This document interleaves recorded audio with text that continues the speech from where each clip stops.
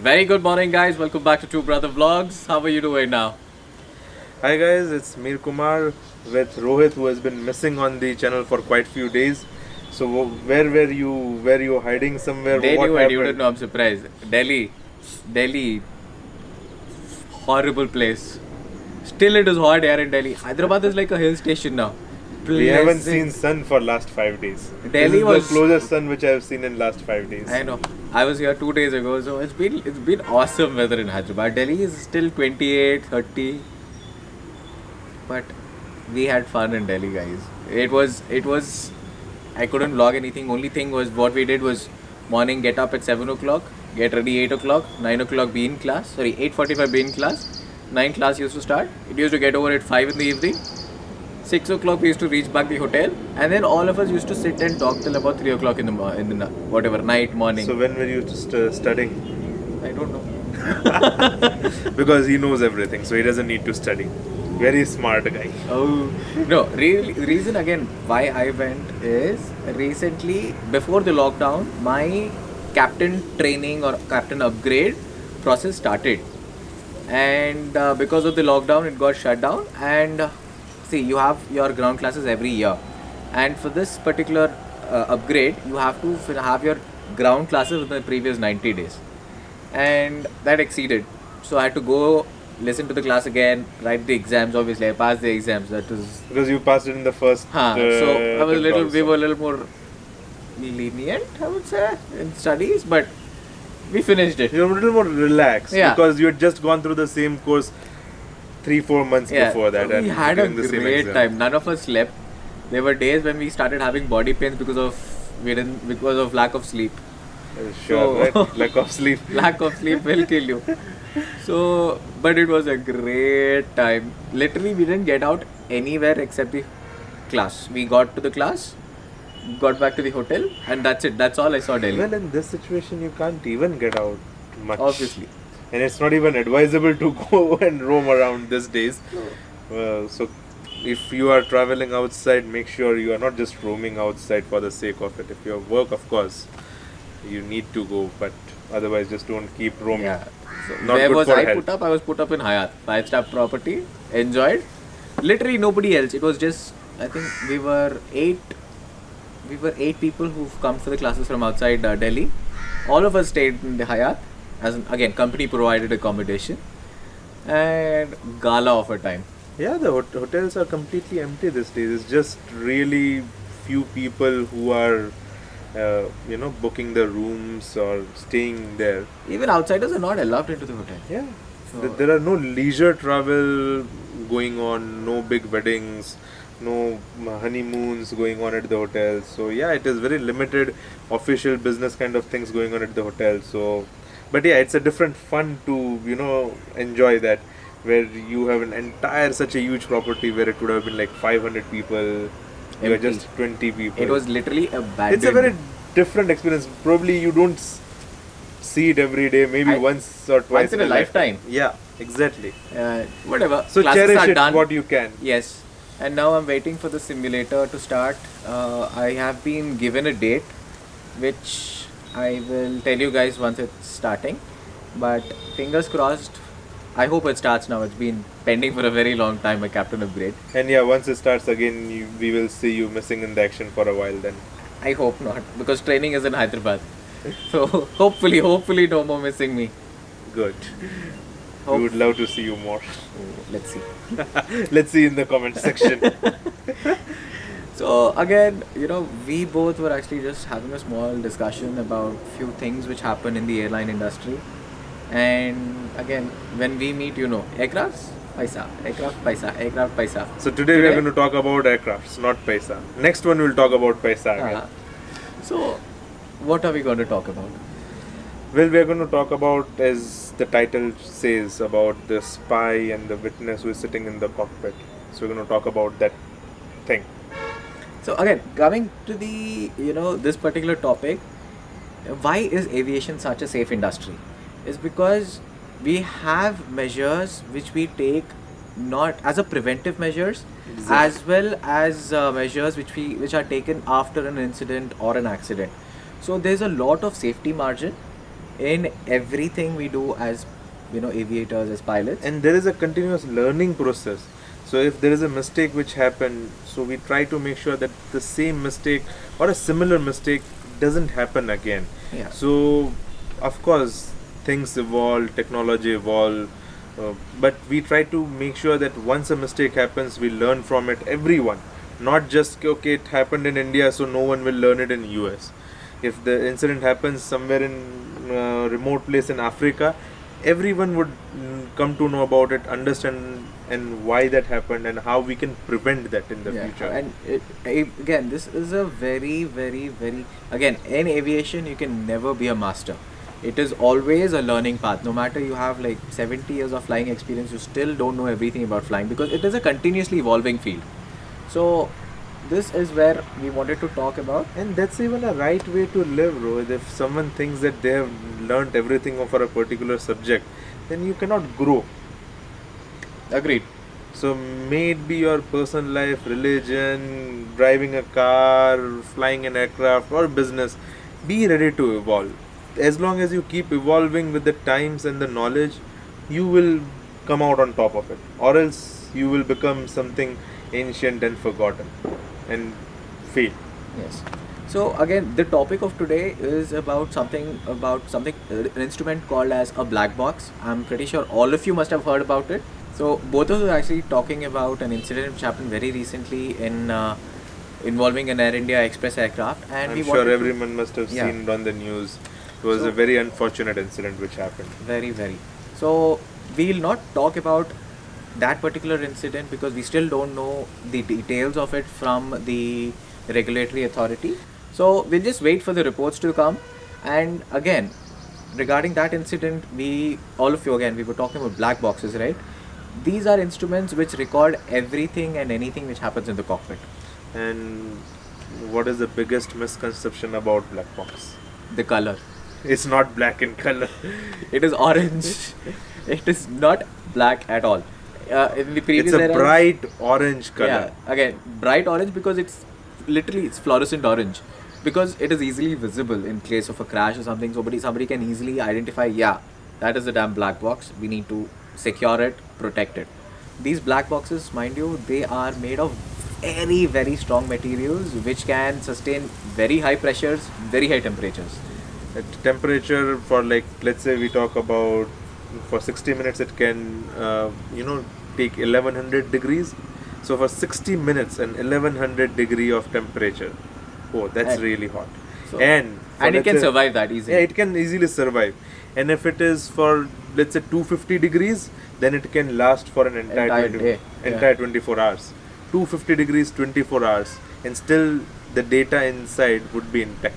Yeah, and similarly, it can go into depths of literally the deepest of oceans and still not get crushed. It is made of that strong a material. Yeah, 20,000 feet it goes down, and so think of the pressure what it can take. So even if the aircraft crashes, it has an high G impact, or if it is burning, 99% that would survive.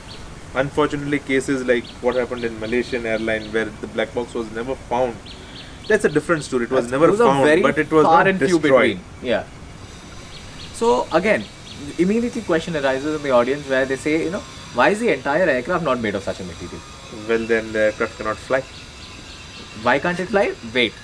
So this thing, it's a small piece of equipment, guys. Imagine for that thing, it weighs a lot. And if an entire aircraft is made of that material, it would never fly. It would never be commercially viable for any airline to fly.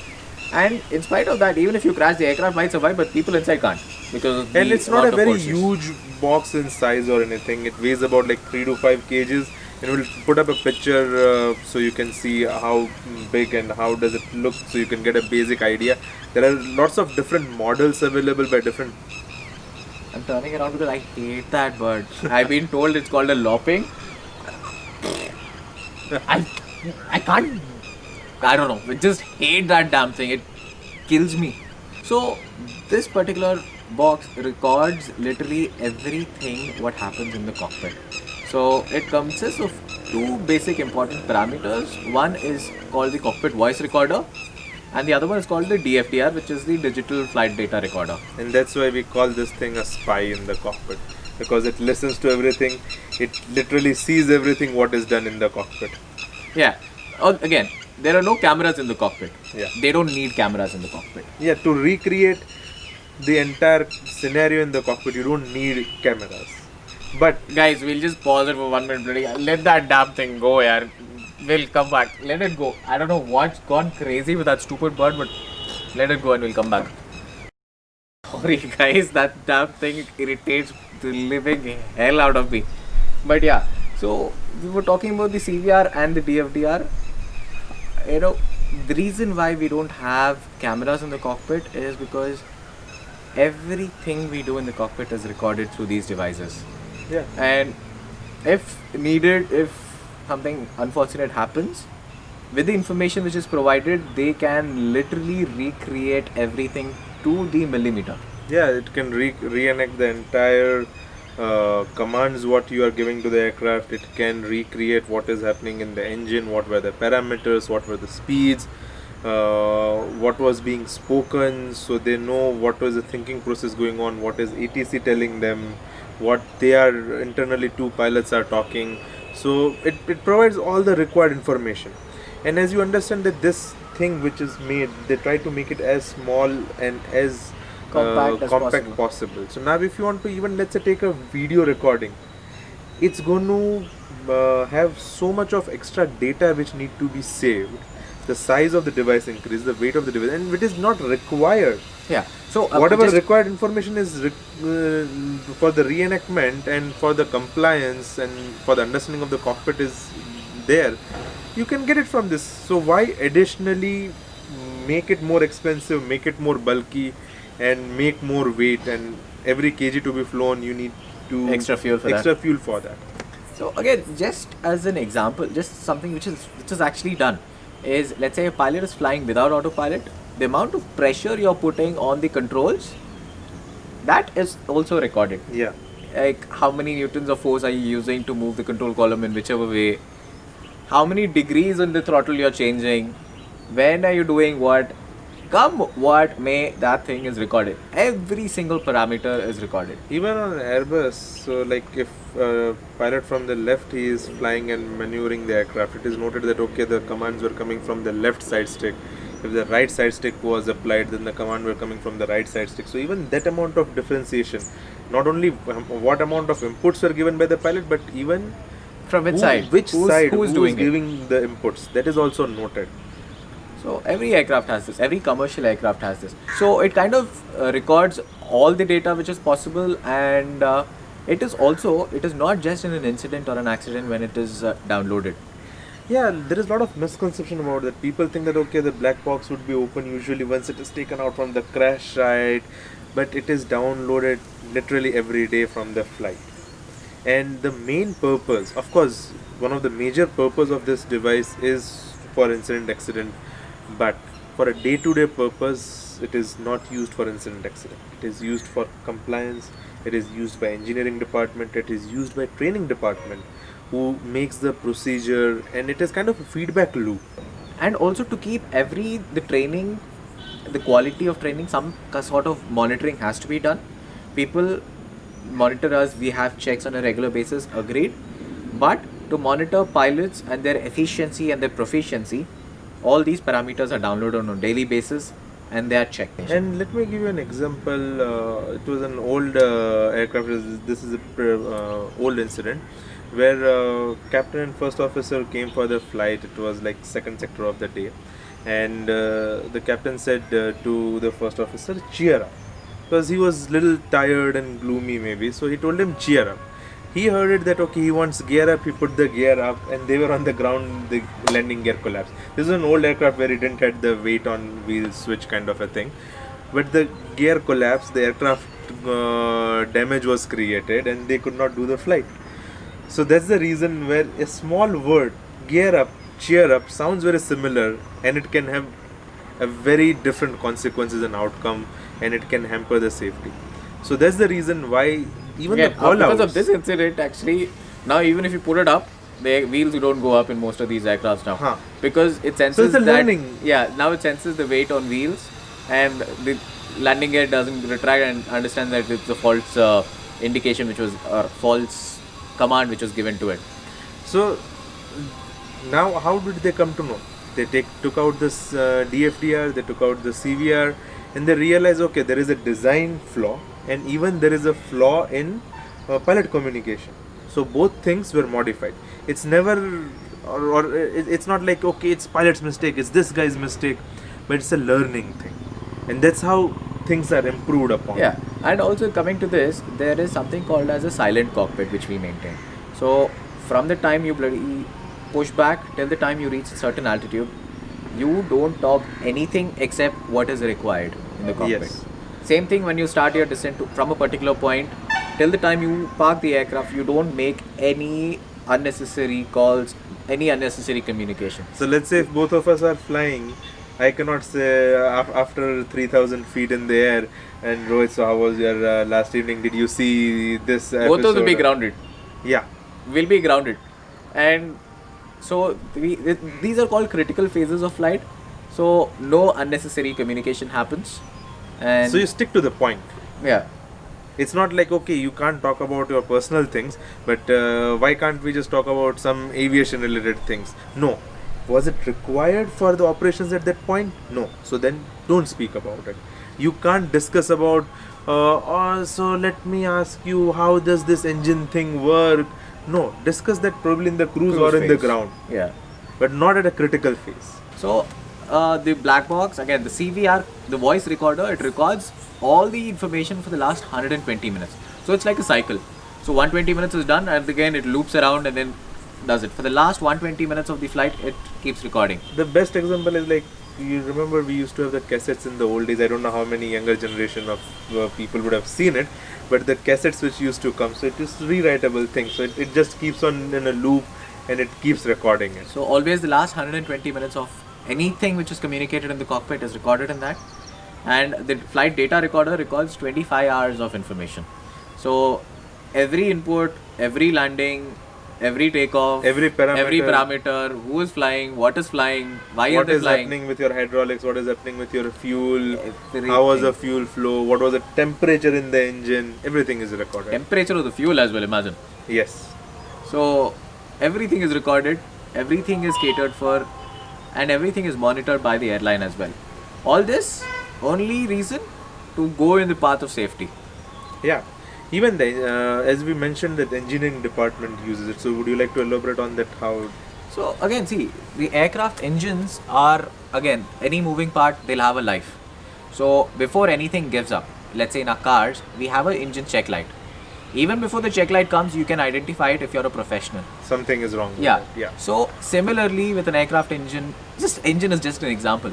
So it is monitored. They can understand why is there a 0.0001% difference of power change between the right engine and the left engine. Or why is there a deviation on a certain instrument? Yeah. Or a certain component of, let's say, electrical circuit? Anything of such sort. For a human eye, I can't see it, but a machine can. Like that minute deviation, if there is there, this thing picks it up. Once they download it, they'll understand, oh, okay, this is off by so much. So they check it. If they find something wrong, they change the part or rectify that thing. So it keeps the operation safe. So in such things, the aviation industry, this is why, these are all things, once you come inside, you understand the safety margins which are taken, and that is why flying has been so safe for so long. It is an industry which is driven by safety. It is driven by all the safety management system. And again, one small thing is, no airline is 100% safe, but every airline is in the path of safety. No airline is 100% safe. No human being is 100% safe. Yeah. Where is Srujan?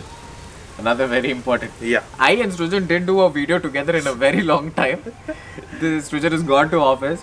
It's like 3-4 days. A lot of you guys have been asking me what happened to Srujan. Nothing happened to him. He's perfect. Ask Shriman what happened to him. He's the one who posted, right? Srujan didn't sleep. I have no idea. Srujan has no idea. Ask Shriman. He will tell you. Anything else, Rohit, you would like to put on the misconception of black box? or elaborate on black box? Uh, See, this is a general gist. Again, if you guys want to know something more detailed on how it functions, we can talk about it. But again, basically, what it does is, there's one more thing also. I think we can just talk about it and then wrap it up. So, how do the engineering team or the search and rescue team identify the black box? Very important. Very important, right? So if somebody, let's say, okay, if some unfortunate thing happens somewhere very close to the airport, everybody can see, हाँ भाई, it is there. Let's take it and Like let's the go. recent incident. Yeah. They could see the aircraft. Yeah. So But if let's say aircraft falls in the somewhere middle in of the a forest, yeah, how do somewhere you get to that forest? getting to that forest, headache.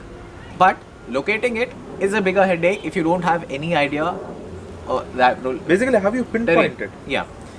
So we have something called an ELT on board, Emergency Locator Transmitter. So it's like a beacon which just gives out on 3 particular frequencies. It just says, hey, here I am, here I am, here I am, come get me, come get me, come get me.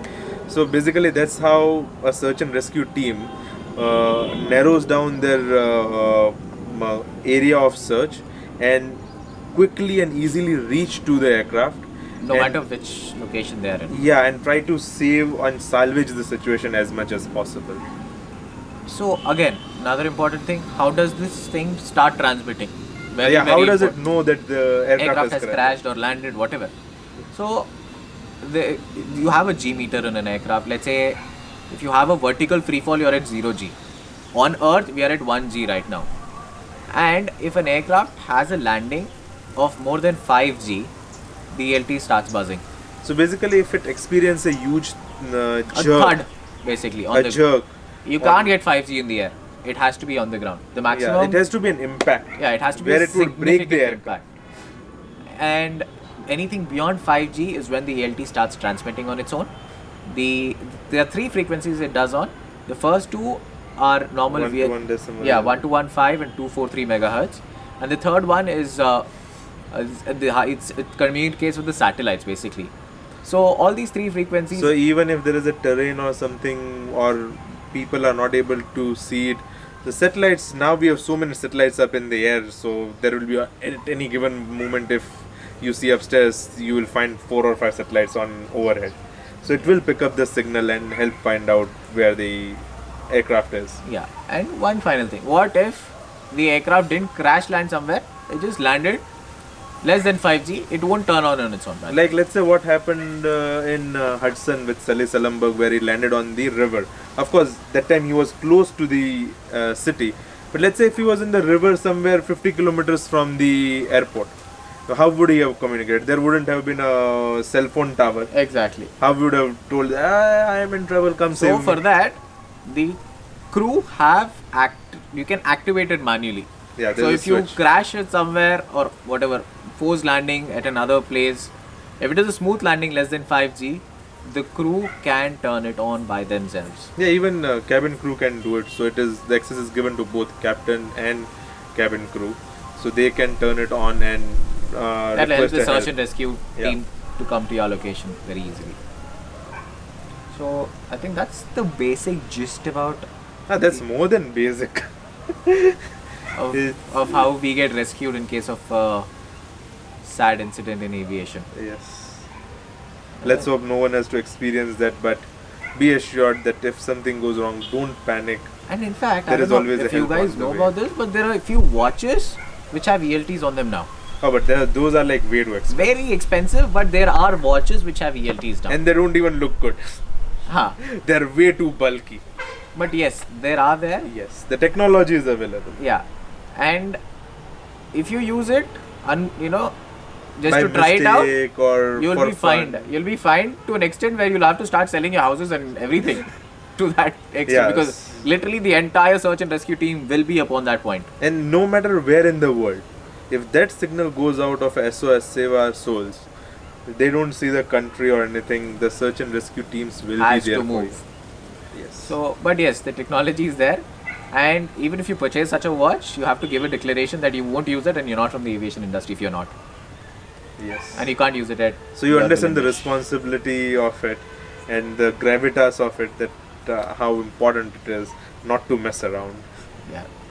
Chalo guys, and next video for sure will be with Rujit. I miss him in the videos for sure. I miss talking with him in the videos with you guys, but we will happen to soon. And now, unfortunately, all of us are getting very busy in our lives. Yeah, life is getting back to normal slowly but steadily. But yes, videos will be coming through as and when possible. Please understand. Thank you for so much love you people are giving us and asking us. Last 2-3 days, I couldn't reply anybody on Instagram because I've come back home after 7 days. Got really busy. So I'll get back to you guys really soon as well. And And meanwhile, keep writing us in the comments what further topic you want us to be discussing about aviation or finance, so we can make something on that. Otherwise, we might have to pick up a topic on our own. yep. Alright, guys. Thank you very much for tuning into Two Brother Vlogs. Till the next time. Love you guys. Bye bye. Bye bye.